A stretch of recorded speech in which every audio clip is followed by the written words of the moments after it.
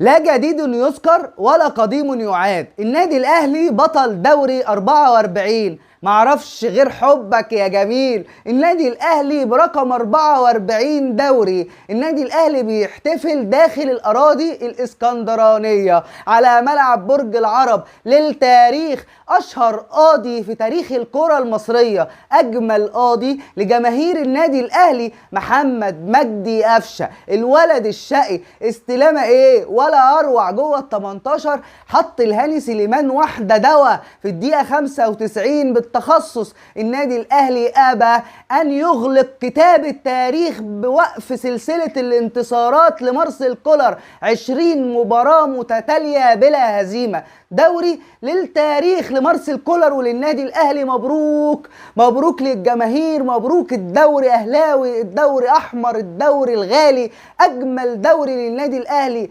المنافسه كانت شديده مع بيراميدز وقدر النادي الاهلي يتخطى بقطار لا يمكن ايقافه. عنوان هذا الدوري: من يقدر على النادي الاهلي. النادي الاهلي جامد جدا مع مارسيل كولر، اقوى سكواد في افريقيا. اصحى فوق الدوري يا اهلي. وينقص النادي الاهلي نقطه لحد الدقيقه 95. النادي الاهلي وجماهيره واقفين زي ما يكون دي نقطه الحياه، وقدر محمد مجدي قفشه ان هو يدينا قبلة الحياة.